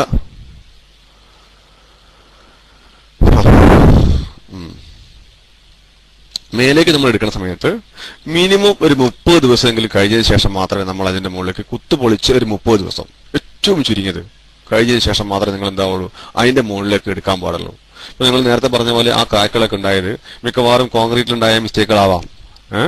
ഈ കോൺക്രീറ്റിൽ ഉണ്ടാവുന്ന മിസ്റ്റേക്കുകൾ ആവാം ഇതിന്റെ ഒരു കാക്കിട്ട് കാരണം. പിന്നെ ഈ നേരത്തെ പറഞ്ഞ പെട്ടെന്ന് ഉണ്ടാക്കുന്ന കാര്യവും, ഇത് രണ്ടും ഇതിൽ പ്രധാന ഘടകങ്ങളാണ്. അതേപോലെ പെട്ടെന്ന് തന്നെ തേക്കുക. നമ്മളിപ്പോ ഒരു പടവും വാർപ്പൊക്കെ കഴിഞ്ഞ് പെട്ടെന്ന് തന്നെ ടക്ക് ചെയ്തൊരു 3 മാസം കൊണ്ട് തേച്ചൊക്കെ ഒരു വീടുണ്ടാക്കാൻ കഴിയും. സിമ്പിൾ ആയിട്ട് കഴിയും. ഒരു നില വീടൊക്കെ ആണെങ്കിൽ ഒരു 1000-1200 സ്ക്വയർ ഫീറ്റ് ഒക്കെ ഉള്ള വീടുകൾ ഒരു 3-3.5 മാസം കൊണ്ട് അതിന്റെ പടവും വാർപ്പും തേപ്പൊക്കെ വെച്ചിട്ട് ആ വീട്ടിൽ ആൾക്ക് താമസിക്കാം, ആ കണ്ടീഷനിൽ എത്തിക്കാം. അതിനൊക്കെ പറ്റും ഇൻഷാ അല്ലാഹ്. ആ പറ്റുന്ന സംഭവമൊക്കെ അങ്ങനെയൊക്കെ ചെയ്യുമ്പോൾ എന്തായാലും ചുമരിന്റെ മുകളിൽ ക്രാക്കുകളൊക്കെ ഉണ്ടാവും. അത് നേരത്തെ പറഞ്ഞ ശൃംഗേജ് എന്നുള്ള സംഭവത്തിന്റെ കാരണമാണെന്ന് ഞാൻ സുഹൃത്തിനെ ഉണർത്തുന്നു. അപ്പോ ഞാൻ മനസ്സിലായി കാണുമെന്ന് വിചാരിക്കുന്നു. ഞാൻ മൈക്കൂടുന്നു. അസ്സലാമു അലൈക്കും വറഹ്മത്തുള്ളാഹി വബറകാതുഹു. വഅലൈക്കും അസ്സലാം വറഹ്മത്തുള്ളാഹി വബറകാതുഹു. അസ്സലാമു അലൈക്കും വറഹ്മത്തുള്ളാഹി. സമീർ നമ്മുടെ കേരള യാത്രയ്ക്ക് അവിടെ വെച്ച് കണ്ടിട്ടുണ്ടെന്നൊരു സംശയമുണ്ട്. ഏതായാലും ഞാൻ SNK തങ്ങളാണ്. ഓക്കെ, ഞാൻ ഒന്ന് ചോദിക്കാനുള്ളത്, ഞങ്ങളുടെ വീട് വെച്ചപ്പോൾ ഒരു 10-20 വർഷം ഒരു സാധനമൊക്കെ വിളിച്ചു കൊണ്ടുവന്നൊരു കുറ്റിയടിച്ചൊക്കെ വെച്ച ഒരു വീടാണ്. പക്ഷെ അതിന്റെ എഞ്ചിനീയറിംഗ് ഘടകമൊന്നും നോക്കിയിട്ടല്ല, ഒരു ആശാരി അദ്ദേഹത്തിന്റെ ടെക്നിക്കൊക്കെ ഉപയോഗിച്ച് ചെയ്തതാണ്. അപ്പോൾ പ്രധാനമായിട്ട് അതിന് പറയാനുള്ളത്, റോഡിന്റെ ലെവലിന് താഴെ ഉള്ള സ്ഥലമായിരുന്നു. അതുകൊണ്ട് താഴ്ഭാഗം നികത്തി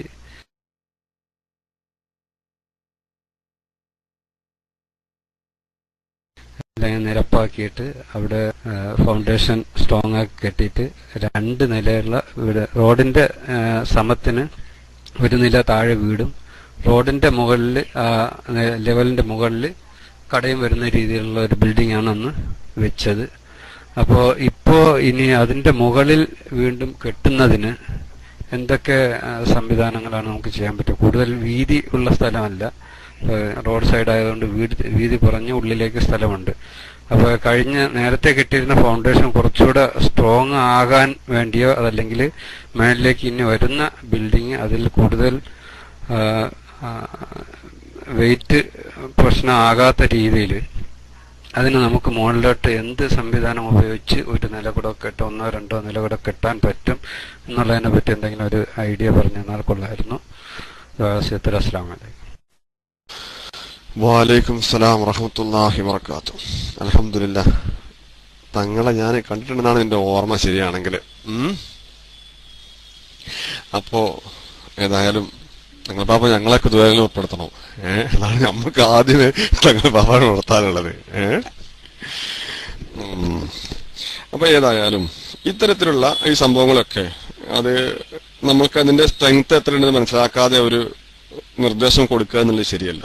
എന്നിരുന്നാൽ തന്നെയും നമ്മൾ തങ്ങൾ ചോദിച്ച സ്ഥിതിക്ക് നമുക്ക് ചെറിയൊരു ആൻസർ മാത്രം.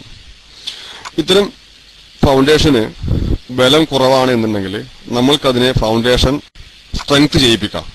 അതിന് പറയാ അണ്ടർ പെയിനിങ് എന്നാണ് പറയുക. അണ്ടർ പൈനിങ് ചെയ്തിട്ട് അതിന് സ്ട്രെങ്ത് പഠിപ്പിക്കാം 1 രൂപത്തിൽ. പിന്നെ എവിടെയെങ്കിൽ അഡീഷണൽ ഫില്ലർ കൊടുത്തിട്ട് ആ ഫില്ലറിന്റെ മുകളിൽ നമുക്ക് ലോഡ് കൊടുക്കാം. അതൊക്കെ അതൊക്കെ ലോഡ്. അപ്പോൾ അതിന് എത്ര സ്ട്രെങ്ത് ഈ ഫൗണ്ടേഷൻ ഉണ്ട്, ഇനി അല്ലെങ്കിൽ അടുത്ത ഫൗണ്ടേഷൻ കൊടുക്കുമ്പോൾ നമ്മൾ ഏത് രൂപത്തിൽ കൊടുക്കണം എന്നൊക്കെ നമ്മൾ എന്ത് ചെയ്യണം, ആ സോയിൽ ടെസ്റ്റ് നടത്തിയിട്ട്, നേരത്തെ പറഞ്ഞ പോലെ മണ്ണ് അങ്ങനെ ചരലൊക്കെ ഉള്ള സ്ഥലങ്ങളാണ് എന്നാ പറഞ്ഞത്. അപ്പൊ സ്ട്രെങ്തൻ ചെയ്തുണ്ടാക്കിയാണ് സ്ട്രെങ്ത്തിന്റെ മുകളിൽ നമ്മൾ ചെയ്യണത്. അപ്പൊ അങ്ങനെ ചെയ്യുമ്പോഴാണ് നമുക്ക് എന്ത് ചെയ്യേണ്ടത്, ഈ സോയിൽ ടെസ്റ്റ് വേണ്ടത്. സോയിൽ ടെസ്റ്റ് ചെയ്തിട്ടാണ് സാധാരണ നമ്മളെ, നിങ്ങൾ കണ്ടില്ലേ വലിയ ബിൽഡിങ്ങുകളൊക്കെ ഉണ്ടാക്കുന്നത്, നമ്മളെ അതുപോലെ വലിയ ബിൽഡിങ്ങുകൾ വേണ്ട ചതുപ്പ് നിലങ്ങളിൽ ഉണ്ടാക്കുന്ന വീടുകളൊക്കെ തന്നെ സാധാരണ 2 നിലയുള്ള വീട് ഒഴിച്ച് ബാക്കി ഉണ്ടാക്കുന്ന ഒരു 4 നിലകളിലൊക്കെ ബിൽഡിങ്ങുകളൊക്കെ എന്താണ് ആദ്യം കൊണ്ട് സോയിൽ ടെസ്റ്റ് നടത്തും. നടത്തിയതിനു ശേഷമാണ് ചെയ്യുക. അപ്പൊ അതിന് ശരിക്ക് ഇത് 2 ആവശ്യമാണ്. ഒന്ന് നമ്മൾ കാണുകയും വേണം, സോയിൽ ടെസ്റ്റ് നടത്തിയിട്ട് അതിന്റെ റിസൾട്ടും വേണം. ആ റിസൾട്ട് വെച്ചിട്ടാണ് പിന്നെ എന്ത് ചെയ്യുക, നമ്മൾ ഇതിൽ എത്ര ലോഡ് അപ്ലൈ ചെയ്യാൻ പറ്റും എന്ന് തീരുമാനിക്കാം. അപ്പൊ അല്ലെങ്കിൽ എന്ത് ചെയ്യും, അത്ര ലോഡ് അപ്ലൈ ചെയ്യണമെങ്കിൽ ഇത്ര രൂപത്തിലുള്ള ഫൗണ്ടേഷൻ വേണം എന്ന് തീരുമാനിക്കാം. അപ്പൊ അങ്ങനെ ആ ഫൗണ്ടേഷനിൽ ഇനി അഡീഷണൽ ലോഡ് ഇനി ചെയ്യാം, അല്ലെങ്കിൽ രണ്ടാമത് അതിന്റെ പോലെ തന്നെ കൊടുക്കാൻ പറ്റുമോ എന്നുള്ളതൊക്കെ ഇതിന് ശേഷമേ തീരുമാനിക്കാൻ പറ്റുള്ളൂ. അപ്പൊ അതിന് നല്ലൊരു എന്ത് ചെയ്യുക, നല്ലൊരു എഞ്ചിനീയറെ സമീപിച്ചിട്ട് എനിക്ക് ഇത്തരത്തിലും കാര്യങ്ങളൊക്കെ ഉണ്ട് എന്ന് അദ്ദേഹത്തോട് പറയുക. അപ്പൊ അവര് അതിനുള്ള നിർദ്ദേശങ്ങളൊക്കെ നിങ്ങൾക്ക് തരും ഇൻഷാ അല്ലാഹ് എന്ന്.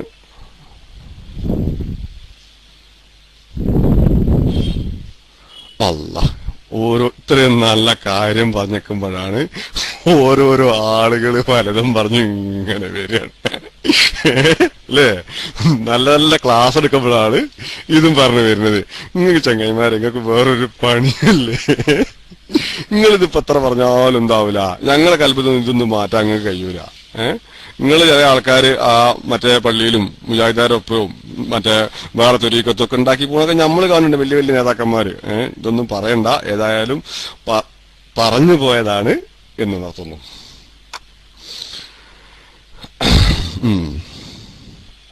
മയക്കിടുന്നു. അസ്സലാമു അലൈക്കും വറഹ്മത്തുള്ളാഹി വബറകാതുഹു. അസ്സലാമു അലൈക്കും വറഹ്മത്തുള്ളാഹി വബറകാതുഹു. ഷമീർ മാമ, ഞാന് ക്ലാസ്സൊന്നും കേട്ടിട്ടില്ല, പക്ഷെ ഇപ്പോഴാണ് ഇവിടെ എത്തിയത്. എന്നാലും ചോദ്യം ചോദിക്കാണ്ട്. ചോദ്യം ചോദിക്കുമ്പോൾ എല്ലാവർക്കും ഉപകാരപ്പെടില്ലോ. ഇതിന് മറുപടി നിങ്ങൾ പറഞ്ഞോന്നൊന്നും അറിയില്ല കേട്ടോ, ഏതായാലും ചോദിച്ചു നോക്കാണ്.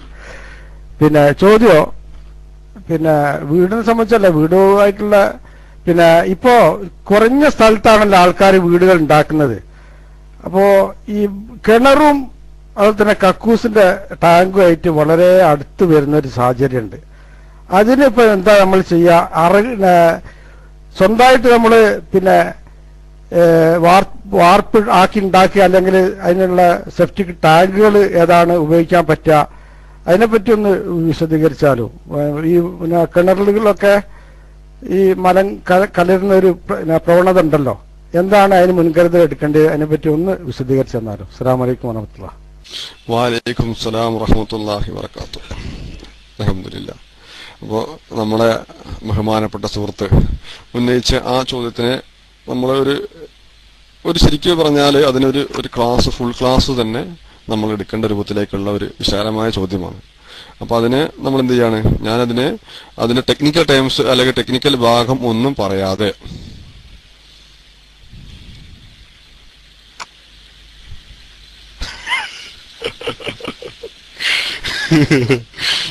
അദ്ദേഹത്തിന്റെ ആഗ്രഹം നല്ലതാണ്, പക്ഷെ അത് പ്രവർത്തിക്കരുത് കേട്ടാ. പ്രവർത്തിച്ചാലൊക്കെ ഭയങ്കര പ്രശ്നമാണ്. അപ്പൊ അത് ചെയ്യല്ല. നമ്മൾ ആഗ്രഹം മനസ്സിൽ, ചില ആഗ്രഹങ്ങൾ ഇങ്ങനെയുള്ള നമ്മൾ മനസ്സിൽ സൂക്ഷിക്കുകയാണ് ചെയ്യുക. അപ്പൊ അത് സൂക്ഷിച്ച് നടക്കാൻ പാടുള്ളൂ, അതുകൊണ്ട് പ്രവർത്തിക്കാൻ പാടില്ല ഒരിക്കലും. നമ്മൾ അങ്ങനെ പല ആളുകൾക്കും പല ഇതൊക്കെ ഉണ്ടാവും. അപ്പൊ ചില ആളുകൾ പ്രകോപിപ്പിക്കും നമ്മളെ. അത് പ്രകോപിപ്പിക്കുന്നത് നമ്മൾ നിന്ന് മുതലാക്കാനാണ്. അപ്പൊ ഏതായാലും അത് മനസ്സിൽ മാത്രമേ നടക്കാൻ പാടുള്ളൂ, പുറത്തേക്ക് ഒരു നിരക്കം കൊണ്ടുവരാൻ പാടില്ല എന്റെ പ്രിയ സുഹൃത്ത്. ഏതായാലും നമ്മുടെ ഈ ഇത്തരം ഉണ്ടാകും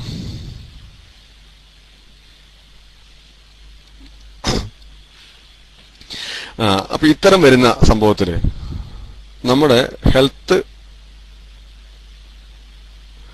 അതോറിറ്റി പറയണത് 8 മീറ്റർ വരെ അകലം വെക്കാമെന്നാണ്. അതായത് കക്കൂസും അല്ലെ ടാങ്കും ഈ നമ്മുടെ ഏതും വരെ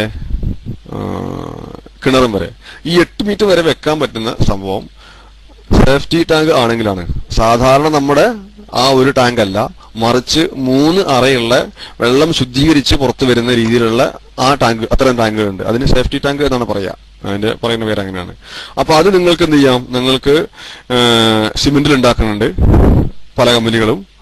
അവര് അത് കൊണ്ടുവന്ന് ഫിറ്റ് ചെയ്ത് പോകുന്നതിനുള്ള ചാർജാണ് അവർ ഈടാക്കുക. അതേപോലെ ഫൈബർ ഉണ്ടാക്കി വിൽക്കുന്ന കമ്പനികളുണ്ട്. സെപ്റ്റിക് ടാങ്ക്, സേഫ്റ്റി അല്ല സെപ്റ്റിക് ആണ്. അപ്പൊ ചില ആളുകൾ ജിൻഡില് പറയല്ലേ, അത് അതുപോലെയാണ് സംഭവം.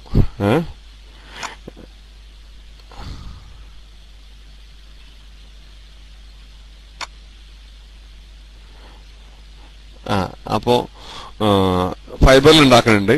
ഫൈബറിൽ അതുപോലെ ഞാൻ പറഞ്ഞ സിമെന്റിലും ഈ ഫൈബറിന് അവരുടെ റേറ്റ് പറയാ അവര് ഫ്ലഷ് എന്ന കണക്കിനാണ്. ഫ്ലഷ് എന്ന് പറഞ്ഞു കഴിഞ്ഞാല് നമ്മള് ഒരു ടോയ്ലറ്റ് ഒരു വട്ടം യൂസ് ചെയ്യുന്നതിന് ഒരു ഫ്ലഷ് എന്നാണ് പറയാ. മൂത്രമൊഴിക്കുക എന്നുള്ള നിലക്കല്ല, നമ്മള് ബാത്റൂമിൽ പോകുന്നത് ഒരു വട്ടം ആണ് എന്നുണ്ടെങ്കിൽ അതിനൊരു ഫ്ലഷ്. മൂത്രമൊഴിക്കുന്ന കഴിച്ചപ്പെടില്ല, അതിന് എത്ര വട്ടം പോയാലും അവർ ആ കണക്കിലും പെടില്ല. കാരണം എന്ന് വെച്ചാൽ മൂത്രമൊഴിച്ചപ്പോൾ വെള്ളമാണ്, ആ വെള്ളം എന്ത് ചെയ്യും, ഇതിൽ ഒഴിച്ചു കഴിഞ്ഞാൽ അതേപോലെ വെള്ളം അത്രയും ക്വാണ്ടിറ്റി അത് നേരെ പുറത്തു വരും. കാരണം ഈ ടാങ്കിൽ ഫുള്ള് ആദ്യം വെള്ളം നിറക്കും, അതിനുശേഷമാണ് ഇത് ഉപയോഗം തുടങ്ങുന്നത് തന്നെ. അപ്പൊ നമ്മൾ മൂത്രമൊഴിച്ച് വെള്ളം ഒഴിച്ചാൽ അതിന് ഫുൾ ക്ലീൻ ആയിട്ട് വൃത്തിയായിട്ട് അതിന്റെ രൂപവും ഭാവവും ഒക്കെ മാറി വേറൊരു ടാങ്ക് ചെറിയതുണ്ടാക്കണം. നമ്മൾ ഈ വെള്ളം വന്നിട്ട് നല്ല പ്യുവർ വാട്ടർ വന്നിട്ട് നിൽക്കാനുള്ള സ്ഥലം, അതാണ് അവിടുത്തെ വേസ്റ്റ് ആയിട്ട് വരിക, പ്യുവർ വാട്ടർ. പിന്നെ ശേഷം ഈ 30 ഫ്ലഷ് ഒക്കെയുള്ള ഒരു സെപ്റ്റി ടാങ്ക് ആണെങ്കിൽ മിനിമം ഒരു സാധാരണ വീടുകൾക്കൊക്കെ ധാരാളം അത് മതി. കാരണം ഒരു 4-5 ആളുകളൊക്കെ ഉള്ള ഒരു വീട്ടിലേക്ക് ഏകദേശം 30 ഫ്ലഷ് ഒക്കെ ഉള്ള ടാങ്ക് ഉണ്ടെങ്കിൽ 30 വർഷം വരെയാണ് അവർ കമ്പനി ഗ്യാരണ്ടി പറയുന്നത്. അപ്പൊ അതിന്റെ M³ അളവുകളൊക്കെ ഉണ്ട്. അതൊക്കെ നമുക്ക് ഇൻഷാ അല്ലാഹ് ഒരു ക്ലാസ്സിൽ നമുക്ക് അതിന്റെ ഇത്ര ബാത്റൂം ഉപയോഗിക്കാൻ ഇത്ര M³ വേണം, അത്ര ആളുകൾക്കുള്ള വീടുകൾക്ക് ഇത്ര വേണം, അങ്ങനെയൊക്കെയുള്ള ഒരുപാട് കണക്കുകൾ ഉൾക്കൊണ്ടതാണ് ഇത്തരം ഒരു സംഭവം.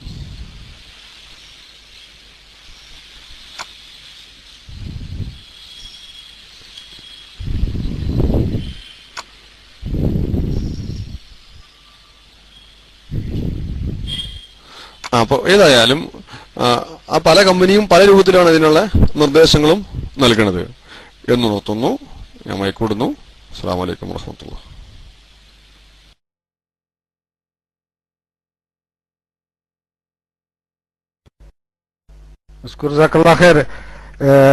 ഉത്തരം ക്ലിയർ ആയിട്ടുണ്ട്. പക്ഷെ എന്നാലും നമ്മൾ ഇപ്പൊ സാധാരണ നമ്മൾ കുയിക്കക്കു ടാങ്കാണ് ഇതാണല്ലോ ഉണ്ടാക്കുന്നത്. അപ്പൊ അത് വല്ലാതെ നമ്മുടെ കിണറുകൾക്ക് ബാധിക്കോ? കിണർ കുറച്ചധികം ദൂരം ഉണ്ട്, എന്നാലും വല്ലാതെ ബാധിക്കോ? ഇനി ഉണ്ടാക്കുന്നത് ഇങ്ങനത്തെ സെറ്റ് ടാങ്കുകൾ ഉപയോഗിക്കണോ? എന്താണ് അതിന്റെ ഒരു ഇത് എന്നൊന്ന് പറഞ്ഞു തന്നാലും. അസ്സലാമു അലൈക്കും.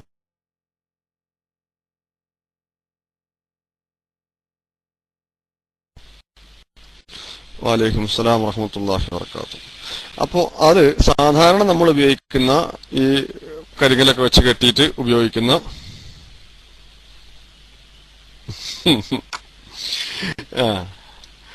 അപ്പോ എന്താ കുട്ടികൾക്ക് മാത്രമേ ഇത് പിടിക്കുള്ളൂ, വേറെ ആർക്കും പിടിക്കൂല.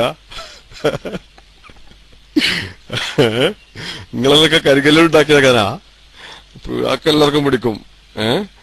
അപ്പൊ ഏതായാലും ഞാൻ കമ്പ്യൂട്ടർ റിക്വയർമെന്റ്സ് ആണ് പറഞ്ഞത് നിങ്ങളോട്, അല്ലാണ്ട് ഞാൻ എന്താക്കില്ല. അത് തന്നെ അപ്പൊ അത് നമ്മൾ വാശി പിടിക്കുന്നില്ല. ചില വീട്ടിൽ 5, 8, 10, 15, 20 മക്കളൊക്കെ ഉള്ള വീടുകളുണ്ട്. അവിടെയൊക്കെ നമ്മൾ പെട്ടുപോവുള്ളൂ. അത് കട്ടുണ്ടാവും, അത് നമുക്കറിയാം. ഇൻഷാ അല്ലാഹ് അത് ക്ലാസ് ഒക്കെ ഇങ്ങനെ ഉണ്ടാവും, ആൾക്കാരൊക്കെ ക്ലാസ്സിൽ കൂടും. അപ്പൊ ചെയ്യുമ്പോ ചില ആളുകൾക്ക് വേഗം കട്ട് വരും, ഭയങ്കര സ്പീഡിൽ വരും. അത് നമുക്കറിയാം അങ്ങനെ ഉണ്ടാവുന്നുള്ളൂ. ഇതൊക്കെ കുറച്ച് കാലങ്ങളായില്ലേ നമ്മളൊക്കെ ഇതൊക്കെ എടുത്ത് വരുന്നത്. അത് തന്നെ എടുത്ത് നമ്മൾ കുറെ കാലങ്ങൾ ഇത് എടുത്ത് വരുന്നത്. അപ്പൊ നമുക്കറിയാം കട്ട് നല്ല സൂപ്പറായിട്ട് വരുമെന്ന്. അപ്പൊ അത് നമ്മൾ നേരത്തെ പറഞ്ഞ അദ്ദേഹത്തിന്റെ ചോദ്യങ്ങൾക്ക് 15 മീറ്റർ വരെ വെച്ച് കഴിഞ്ഞാൽ ഇത്തരം ടാങ്കുകൾ സാധാരണ നമ്മൾ കെട്ടിയുണ്ടാക്കുന്ന ഈ കരിങ്കല്ല് വെച്ചോ വെട്ടുകല്ല് വെച്ചോ അല്ലെങ്കിൽ അത്തരത്തിലും എന്തൊരു മെറ്റീരിയൽ വെച്ച് നമ്മൾ കെട്ടിയുണ്ടാക്കുന്ന ടാങ്കുകൾക്ക് എന്ത് വേണ്ട, 15 മീറ്റർ വരെ അകലത്തിൽ ആണെങ്കിൽ എന്തിണ്ട, അതെ 15 മീറ്റർ വരെ ആണെങ്കിൽ അതിന് ആരോഗ്യപരമായ യാതൊരു പ്രശ്നവും ഇല്ല എന്നാണ് ഗവൺമെന്റിന്റെ കണക്ക്. പക്ഷെ എന്നിരുന്നാൽ തന്നെയും ചില സ്ഥലങ്ങളിൽ ഈ ഡയറക്റ്റ് ഹോൾസ് ഉള്ള സ്ഥലങ്ങളുണ്ട്. അത് വെട്ടുകല്ലൊക്കെ പോലെയുള്ള സാധനങ്ങൾ കൊണ്ടുള്ള ഏരിയകളാണെങ്കിൽ ഉണ്ടാവും ചിലപ്പോ ഈ കിണറും ബാത്റൂമും തമ്മിൽ ഡയറക്റ്റ് ഹോൾസ് വരും, നേരെ ഹോൾസ് ഉണ്ടാവും. അപ്പോ അവിടെ എന്താവില്ല, അവിടെ ഈ പറഞ്ഞ നമ്മൾ പറയപ്പെട്ട മീറ്റർ പറ്റില്ല, മറിച്ച് നമ്മൾ നേരത്തെ പറഞ്ഞ സേഫ്റ്റി ടാങ്ക് തന്നെ അതിന് പറ്റുള്ളൂ. അപ്പോ നമ്മളെ പ്രിയ സുഹൃത്ത് ഇത് ആ സ്ഥാനത്ത് ഒരു പാടം പോലുള്ള ഏരിയയിലാന്ന് വെച്ചോ, പാടം പോലുള്ള ആ മണ്ണിന് പ്യൂരിഫിക്കേഷൻ സംഭവിക്കുന്നുണ്ട്. പക്ഷേ ഇതിന്റെ ഇതിന് മാറ്റം വരും, അതിന്റെ സ്മെല്ലിന് മാറ്റം വരും. അപ്പോ ഇതൊക്കെ അത് ഗവൺമെന്റ് എന്ത് പറഞ്ഞാലും ഇതിൽ കുറെ ഘടകങ്ങളുണ്ട്. അതാ ഞാൻ നേരത്തെ പറഞ്ഞേ. ഇതിൽ കുറെ ഘടകങ്ങളുണ്ട്. നമുക്ക് ആ ഘടകങ്ങളൊക്കെ ഉൾക്കൊള്ളിച്ച് അത് എന്തുകൊണ്ട് എങ്ങനെയൊക്കെ വരണം എന്നുള്ള ആ കുറെ വിഷയങ്ങൾ നമുക്ക് സംസാരിച്ച് നമ്മുടെ ക്ലാസ്സിൽ നമ്മൾ തുടങ്ങി സംസാരിച്ച പോലെ അങ്ങനെ കുറെ വിഷയങ്ങളെ കുറിച്ച് നമുക്ക് ചർച്ച ചെയ്യേണ്ടതും പഠിക്കേണ്ടതുമുണ്ട്. ഏതായാലും ഇൻഷാ അല്ലാഹ് അതൊക്കെ നമുക്ക് ഇനിയൊരു ക്ലാസ്സിൽ, അപ്പൊ അത് കുറച്ചും കൂടി ഞാൻ നിങ്ങൾക്ക് പറഞ്ഞു വരുമ്പോൾ ഒന്ന് ജസ്റ്റ് പ്രിപ്പയർ ആവണം. പ്രിപ്പയർ ആവാതെ നമുക്ക് എന്താക്കാൻ പറ്റില്ല, അത് പറഞ്ഞുതരാൻ കഴിയില്ല. കാരണം ജസ്റ്റ് ഒന്ന് നോക്കി ചിലപ്പോൾ ഞാനും വിട്ടുപോയ ഭാഗങ്ങൾ അല്ലെങ്കിൽ ഇത്തരം ഒരു ക്ലാസ്സിൽ നമ്മൾ പറയേണ്ട അത്യാവശ്യം വന്ന കാര്യം, നേരത്തെ പറഞ്ഞ 15 മിനിറ്റ് എന്നുള്ളത് എനിക്ക് ഒറ്റയടിക്ക് പറഞ്ഞാൽ മതി. ഇപ്പൊ നിങ്ങൾ രണ്ടാമത് മൈക്ക് എടുത്തു. അപ്പോൾ ആ ഒരു അവസ്ഥ വരാതെ നമുക്ക് പറഞ്ഞു പോകാൻ പറ്റുന്ന രീതിയിൽ നമ്മളൊന്ന് ചെറുത് ജസ്റ്റ് നോട്ട് ചെയ്ത് വെച്ചാൽ, ഇപ്പൊ ഞാനിപ്പോ ക്ലാസ്സുകളൊക്കെ കഴിഞ്ഞ വന്ന ക്ലാസ്സുകളൊക്കെ അങ്ങനെ ആണ് ചെയ്തു. നമ്മളിപ്പോ ഈ രണ്ടാമത്തെ തുടങ്ങത്തിന് ശേഷം രണ്ടാമത്തെ മൂന്നാമത്തെ വേണേ പറയാം, ആ തുടങ്ങിയ ശേഷം എന്താണ്, അപ്പോ ഒരു ചെറിയൊരു നോട്ട് പോലെ സംഘടിപ്പിച്ച് ആ നോട്ട് വെച്ചിട്ടാണ് എന്ത് ചെയ്യണത്, ഓർമ്മയുള്ളതൊക്കെ പെട്ടെന്ന് എഴുതി വെക്കും. ആ എഴുതി വെച്ചതിന് ശേഷം ആണ് നമ്മൾ എന്ത് ചെയ്യണത്, 5 മിനിറ്റ് ഒന്ന് ജസ്റ്റ് റെഫർ ചെയ്യാം. അപ്പൊ ഒന്ന് നോക്കുക, ആ ഓർമ്മകളൊക്കെ ഒന്ന് പുതുക്കി വെക്കുക.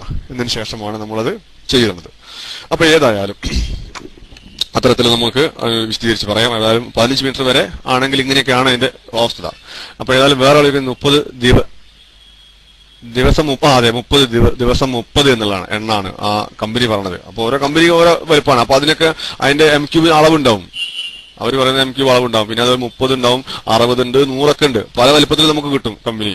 ഇതിൽ ചെറുതുണ്ട്, 30 ചെറുതും 15 ഫ്ലഷ് ഒക്കെ ഉണ്ട്. അങ്ങനെ പല കമ്പനികളും പല രൂപത്തിലാണ് ഉണ്ടാക്കുന്നത്. അപ്പൊ നിങ്ങൾ ചെറുതില്ലാതും വലുതില്ലാതും വിചാരിക്കണ്ട. അതിലും വലുതും അതിലും ചെറുതും ഉണ്ട്. ഇനി ഇതൊന്നും പോരാ, നമുക്ക് മറ്റൊരു വലുത് ഉണ്ടാക്കണം എന്നുണ്ടെങ്കിൽ നമുക്ക് കോൺക്രീറ്റിൽ ഉണ്ടാക്കുകയും ആവാം. അപ്പൊ അതിനൊക്കെ എന്താവും, റെഡിമെയ്ഡ് അല്ല എന്ന് മാത്രമേ ഉള്ളൂ, വേറെ പ്രശ്നങ്ങളൊന്നും തന്നെയില്ല. നമുക്ക് എത്ര വലുപ്പത്തിൽ വേണമെങ്കിൽ ഈ സെഫ്റ്റി ടാങ്ക് ഉണ്ടാക്കാം. അപ്പൊ അതിന് നിങ്ങൾ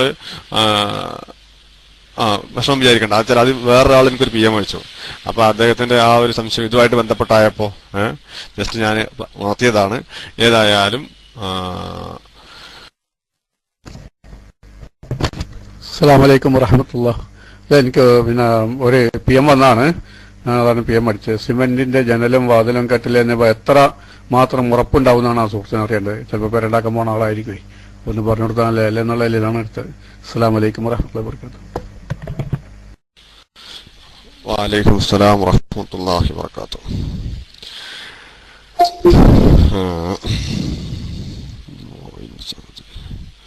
അപ്പൊ നമ്മൾ അടിയിൽ ഒരാൾ കൈ പൊന്തിച്ച് നിൽക്കുന്നുണ്ട്. മോയിൻ സൗദിയാണ്. ചിലപ്പോ എന്റെ നാട്ടുകാരനാണോ എനിക്കൊരു സംശയം.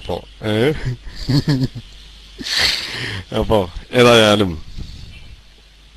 സിമെന്റിന്റെ കട്ടിലയും ജനലും എത്രമാത്രം ഉറപ്പുണ്ട് എന്നുള്ളതാണ്. അപ്പൊ അതിനേക്കാളും ഉറപ്പുള്ളൊരു വസ്തു ഉണ്ടെങ്കിലേ നമുക്ക് താരതമ്യം ചെയ്യാൻ പറ്റുള്ളൂ.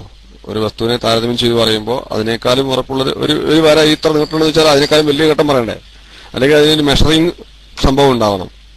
അപ്പോ എന്തില്ല, നമ്മളെ നാട്ടിലുള്ള ഈ ചെറുകിട കച്ചവടക്കാര് അവർക്ക് അതിന് മെഷറിംഗ് സംവിധാനങ്ങളൊന്നുമില്ല. അതിന് ഇത്ര സ്ട്രെങ്ത് ഉണ്ട്, അതിൽ ഇത്ര കമ്പി ഉപയോഗിച്ചിട്ടുണ്ട്, അതിൽ ഇത്ര സിമെന്റ് ഇത്ര കോൺക്രീറ്റിന്റെ ആവശ്യത്തിലുണ്ട്, അതിൽ ഇത്ര രീതിയിലുള്ള മെറ്റീരിയലാണ് ഉപയോഗിച്ചത്, അതുകൊണ്ട് അതിന് ഇത്ര കൃഷി സ്ട്രെങ്ത് ഉണ്ടാവും എന്ന് പറയാനുള്ള സംഭവങ്ങളൊന്നും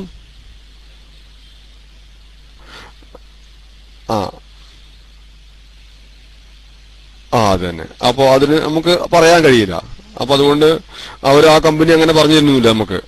അപ്പൊ അതുകൊണ്ട് നമുക്ക് അങ്ങനെ പറഞ്ഞു തരാൻ കഴിയില്ല. മറിച്ച് ഇത്തരം കട്ടില ജനലുകള് സ്ട്രെങ്ത് ഉള്ളത് തന്നെയാണ്.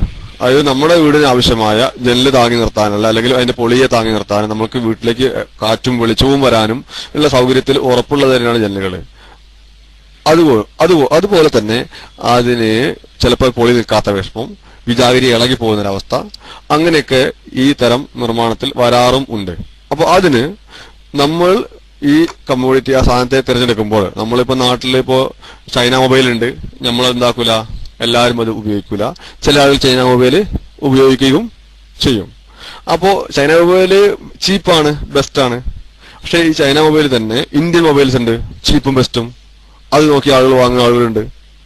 നല്ല എല്ലാ സൗകര്യങ്ങളും ഉള്ള ഇന്ത്യൻ മൊബൈൽ ഉണ്ട്. അതേ മൊബൈൽ വേറൊരു കമ്പനി വാങ്ങുമ്പോൾ വലിയ വില വരും. അപ്പൊ ഇത്തരം ഒക്കെ നമുക്ക് എന്ത് ചെയ്യാം, ഈ സാധനങ്ങൾ മാർക്കറ്റിൽ ഉള്ളതിന് നമ്മൾ വ്യക്തമായി പഠിച്ച് അത് 2, 3, 4 ഷോപ്പുകളിൽ പോയി അവിടെ എങ്ങനെയാണ് അതിന്റെ ഇത് വിറ്റ് ചെയ്തിരിക്കുന്നത്, വിചാരി വിറ്റ് ചെയ്ത് അവരോട് അത് ചോദിക്കുക ഇതിന്റെ ഗുണം എന്താ ദോഷം എന്ത്. അപ്പൊ അവരുണ്ടാവും, അവർ നിങ്ങൾക്ക് ഒരു ഉത്തരം പറഞ്ഞുതരും. അവരുടെ സാധനത്തിന്റെ ഗുണമാണ് എല്ലാവരും പറയുള്ളൂ. അപ്പൊ അതേപോലെ എല്ലായിടത്തും നിങ്ങൾ ഗുണം ചോദിക്കുമ്പോൾ അതിന്റെ ഗുണങ്ങൾ അവർ പറഞ്ഞുതരും. അതിന്റെ ഡീമേഴ്സ് ചോദിക്കുമ്പോൾ അതും അവർ പറഞ്ഞുതരും. ഇത് ഞാൻ മനസ്സിലാക്കാനുള്ള എളുപ്പവഴി പറയുകയാണ്. ഷമീറല്ലപ്പോൾ ഞാൻ പറയുന്നത് മോഹത്താനാണെങ്കിൽ ഞാൻ പറയും നിങ്ങൾ ഇന്ന സ്ഥലം പോയി കടയിൽ പോയി വാങ്ങിക്കോ, അല്ലെങ്കിൽ ഇന്ന സ്ഥലത്ത് പോയി ചോദിച്ചോളൂ എന്ന് പറയും. അപ്പൊ അതിന് പകരം ഏത് നാട്ടിലുള്ള ആൾക്കാണെങ്കിലും അതിനെക്കുറിച്ച് പഠിക്കാനും മനസ്സിലാക്കാനും വേണ്ടിയാണ്